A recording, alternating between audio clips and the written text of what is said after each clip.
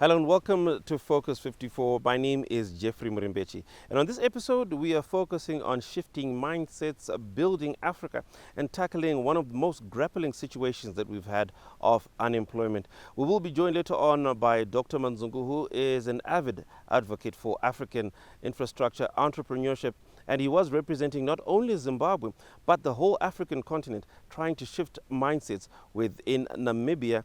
And his voice will be heard in many parts of the continent. And we'll be having a chat with him later on, tackling what is our main topic today of unemployment among the youth in Africa. And we'll be joining him in his office to talk about this and where Africa should be going.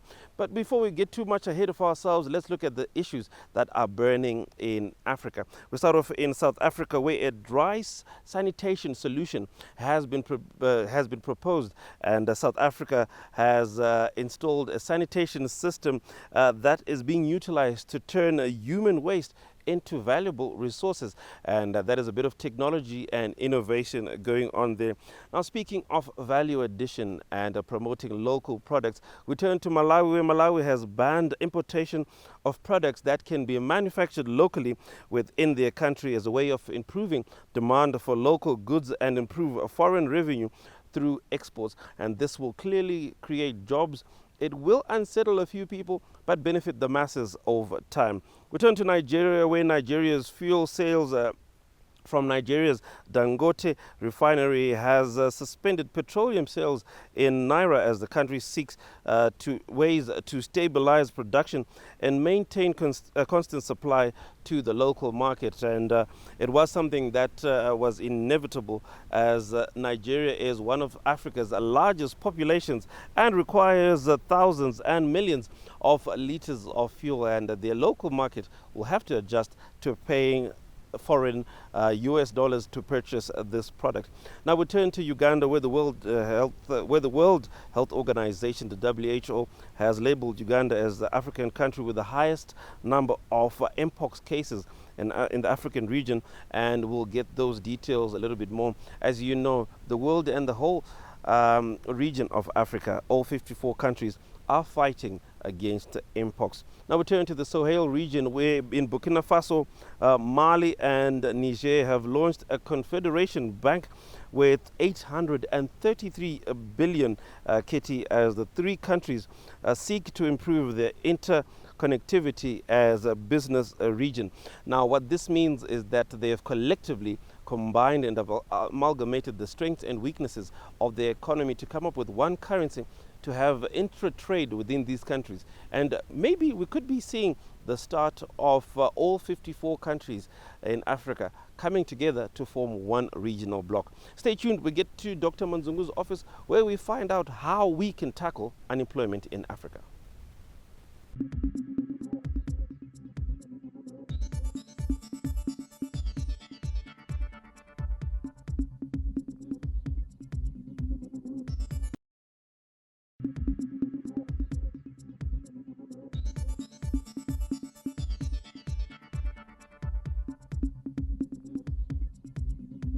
Welcome back to the second segment of Focus 54, and today we're talking about something that affects me, something that affects you, and not only just us, but everyone within the African continent, the issue of unemployment.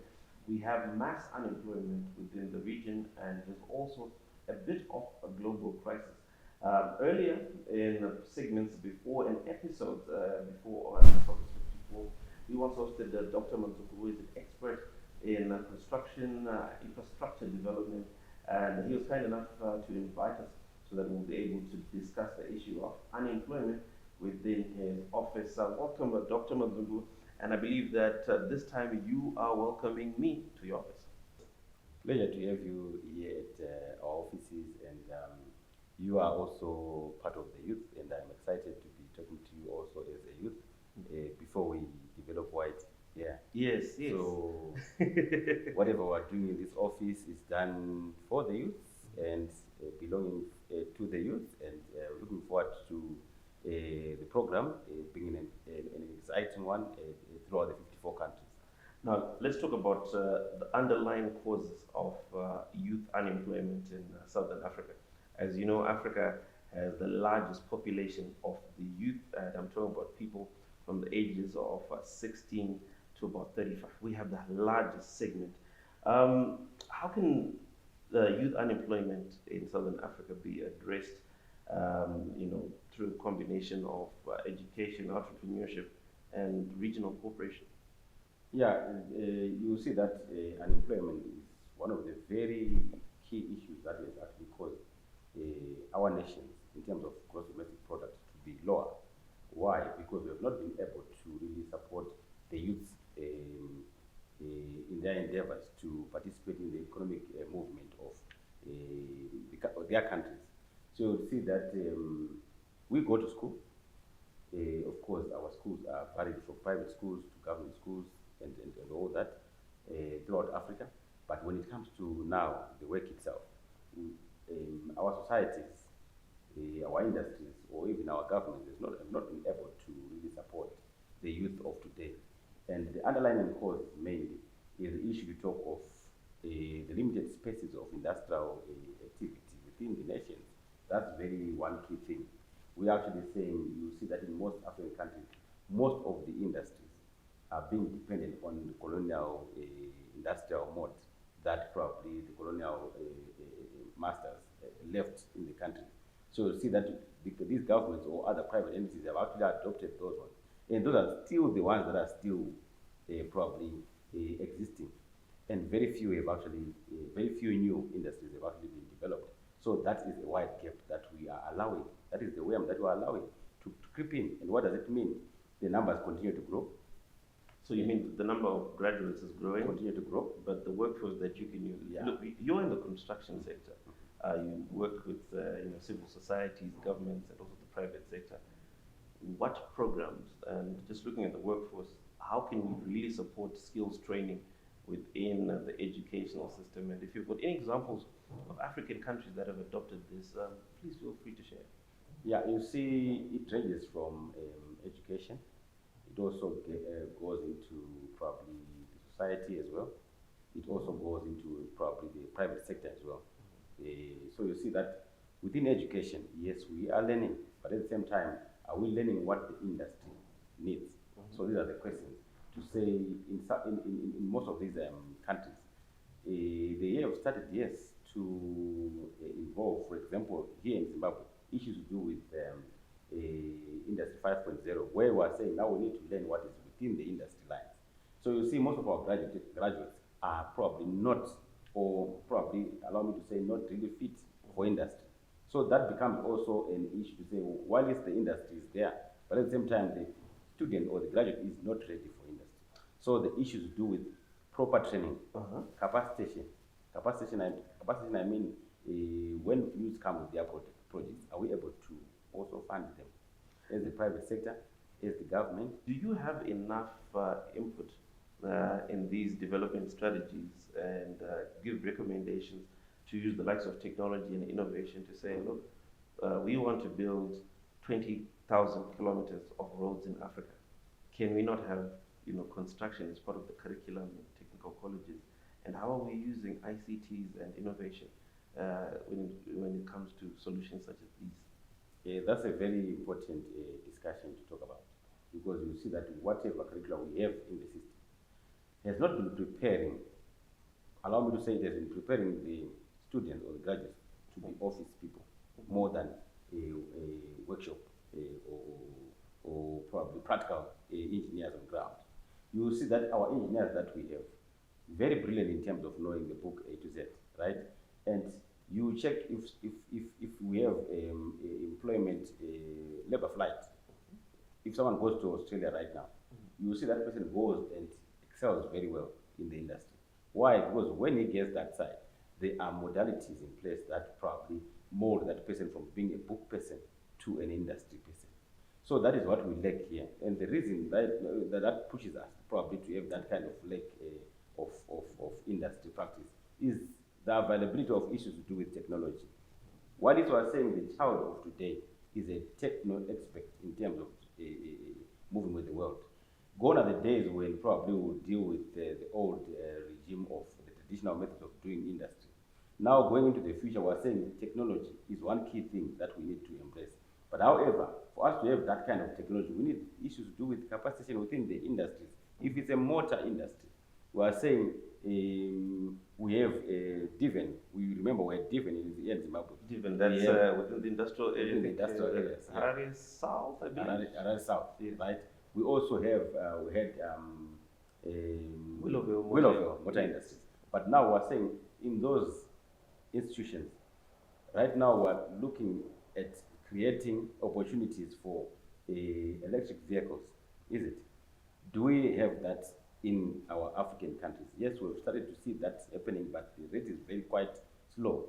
Meaning to say that is an incapacity model where we need to really leverage on technology and move with the times. For us to achieve the Agenda 2063, by now we should be knowing, at least in our institutions, studies or probably lessons that drive towards that. You see now, we have our own lithium in Zimbabwe, but have we started to have lithium exercise or lithium lessons within our educational systems? If the answer is no, then already we are doomed for failure. What we all know is export of lithium or probably semi-manufacturing of probably lithium, but we are saying this lithium belongs to the children of today, tomorrow the youth, tomorrow the old age of tomorrow. So what we are talking about is to say, the resources that we have, let us engineer, let us have children or students or graduates that are taught to be inventors more than to be managers of mechanics in the industry. Whatever we have in the industry, our graduates are just going there to be managers or maintainers of the system, unlike them being inventors to the system. Doc, we're going to get into I think we're going to get into a point of, I think when it gets harder within this discussion, because from what I gather, Doc, what you're saying is that our education system is supposed to be aligned to the needs of the industry. And from what Doc was saying, as I summarize the second segment of Focus 54, is that if you have an industry that is going to manufacture cars, it should start with the educators, it should start with the children, such that you churn out people that go directly from work, from school to work seamlessly, and not to have so many academics that don't contribute to our educational system. This is not only something that is affecting Zimbabwe, but Africa as a whole. When we come back to the last segment of Focus 54, we'll discuss some national issues and regional solutions so that we can fix this crisis.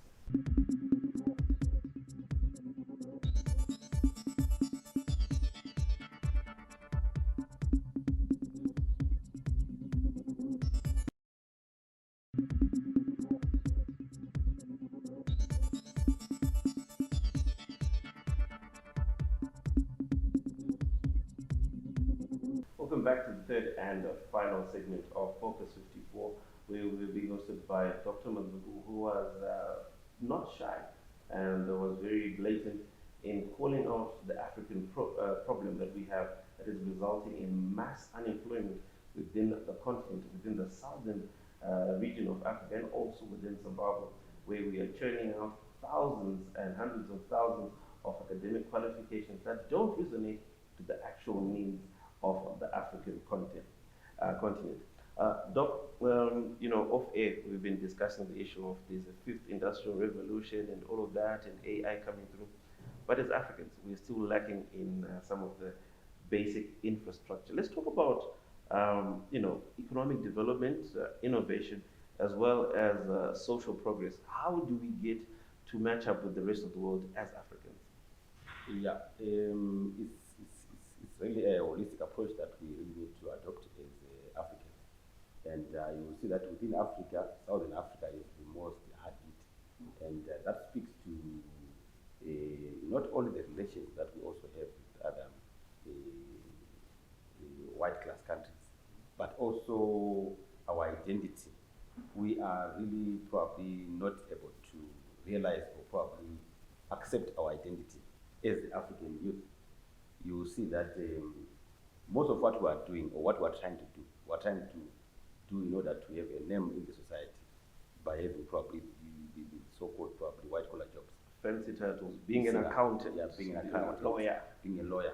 Being a strategist. Yeah, but I also not blame these youths, because you would find that as we were growing up, our own parents would actually practice us, including those books, if you remember those yellow books that we were reading when we were in grade 1, I'm forgetting the names, you remember those sunrise books 1 to 20, you remember those ones? Yeah. They would actually be saying in one of the pages, when I grow up, I want to be a teacher, I want to be an accountant, I want to be a lawyer. You see, by that kind of approach, you're already putting in a mindset to a child.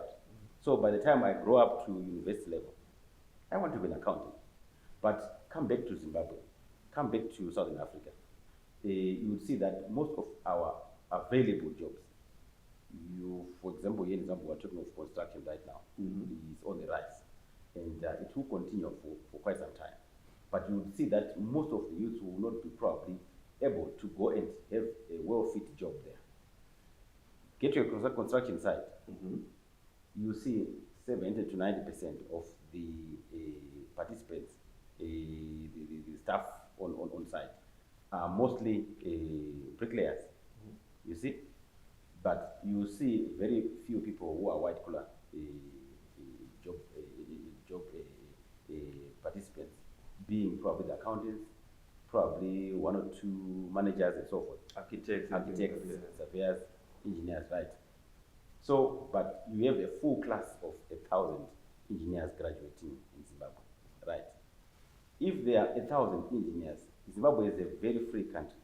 Why not get into establishing your own entities as well as engineers, so that you employ those who are probably not really learned to be the bricklayers, to be the supervisors, you see, in your own industries. So we have few companies in Zimbabwe, but we have more of these under the blue-collar jobs. But Doc, the builders, the bricklayers, the WX, call them WX, the worker exempt, those people you actually find nowadays when we employ, you actually find accountants who are now builders. You can actually find even those who have studied law also becoming builders. This is what is happening today. What does it mean? There's something wrong there. Someone did his law degree, but there's no probably vacancy in that area. They end up being in this space. So we're saying from the onset, let us embrace what is available within the systems of what we can afford and what is within our capacity, and in terms of resources, what we have as a country. So how then do we drive entrepreneurship, self-employment, and job creation among the youth?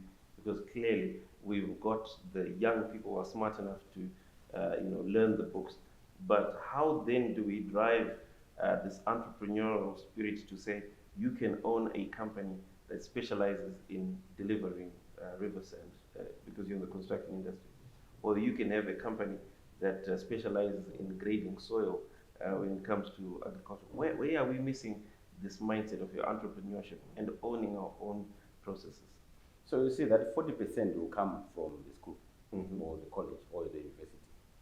But you see 60% will come from you, the individual, yourself. So while it was saying, for example, here in Zimbabwe, now we have these innovation hubs, we now have these training centers, and the Ministry of Youth is actually doing quite well in making sure that the youth of today get something to do through some form of training, even if you are probably not really academically privileged. That will contribute 40%, the direction by the school or the institution or the training center. But however, 60% of it comes from you, the individual now.